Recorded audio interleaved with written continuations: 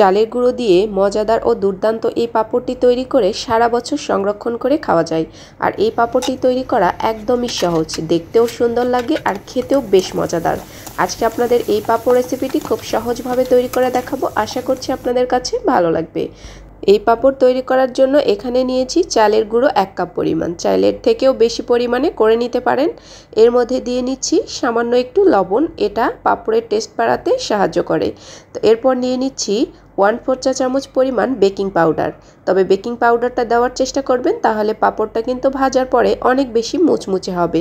তো সবগুলো উপকরণ একটু নাড়াচাড়া করে মিশিয়ে নিয়েছি। এখন এর মধ্যে আমি গরম ফুটন্ত পানি অ্যাড করে দেব। আর পানিটা অবশ্যই ফুটন্ত গরম পানি দিতে হবে, না হলে কিন্তু এই পাঁপড়টা তৈরি করা যাবে না। তো আমি গরম ফুটন্ত পানি দিয়ে ভালো করে সাথে সাথে নাড়াচাড়া করে নিতে হবে। হাত দিয়ে নাড়াচাড়া করতে যাবেন না, যেহেতু পানিটা কিন্তু অনেক গরম আছে। তো ভালো মতো করে পানি দিয়ে আমি মিশিয়ে নেব। তো অনেক বেশি পানিও দেওয়া যাবে না, আঠালো একটা ডো তৈরি করে নিতে হবে। 10 মিনিটের জন্য ডোটাকে একটু সাইড করে রেখে দেব ঠান্ডা হওয়ার জন্য। ঠান্ডা হওয়ার পরে হাতে সামান্য একটু ঠান্ডা পানি লাগিয়ে লম্বা লম্বা করে শেপ দিয়ে এগুলোকে বানিয়ে নিতে হবে। যেহেতু এগুলোকে আমি গরম পানিতে ভাপিয়ে নেব, তো সবগুলোকেই আমি এরকম করে বানিয়ে নেব। তো আমি এখানে সবগুলো বানিয়ে নিয়েছি। এখন এগুলোকে ফুটন্ত গরম পানিতে ভাপিয়ে নিতে হবে। তো পানির মধ্যে আমি কিছুটা ফুড কালার দিয়ে নিচ্ছি।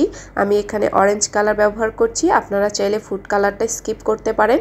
তো কালার দিলে দেখতে উপরটা একটু সুন্দর হয়। তো আমি পানিটাকে একদম টকবক করে ফুটিয়ে নেব।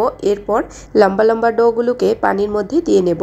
এগুলো সবগুলো দেওয়ার পরে একদম ঢাকনা দিয়ে এগুলোকে 15 থেকে 20 মিনিটের মতো টকবক করে ফুটন্ত গরম পানিতে ফুটিয়ে নিতে হবে, যাতে এগুলো ভালো করে ভেতর থেকে সেদ্ধ হয়ে যায়।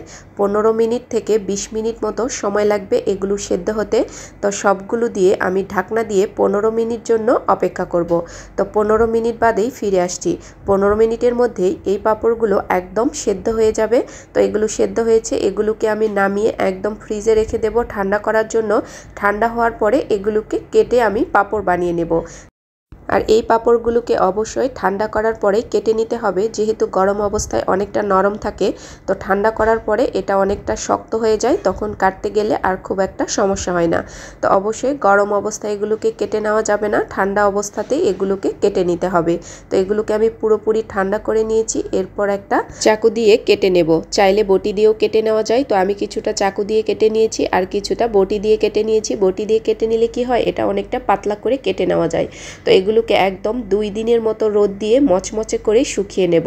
যত বেশি ভালো শুকানো হবে এগুলো ভাজার সময় কিন্তু ততই বেশি মুচমুচে হবে। তো আমি এগুলোকে কড়া রোদে 2 দিনের মতো শুকিয়ে নিয়েছি।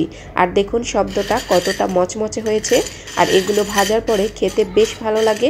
আপনারা বাসায় একবার হলেও এই পাঁপড়টি তৈরি করে দেখবেন। আপনাদেরকে কিছু পাঁপড় ভেজে দেখাচ্ছি। আর এই পাঁপড়গুলো ভাজার পরেও কিন্তু অনেক বেশি মুচমুচে হয়। আমার চ্যানেলে নতুন হয়ে থাকলে অবশ্যই চ্যানেলটিকে সাবস্ক্রাইব করে দেখার অনুরোধ রইল। দেখুন পাঁপড়টা কতটা মুচমুচে হয়েছে। এই পর্যন্তই, সবাই ভালো থাকবেন। আল্লাহ হাফেজ।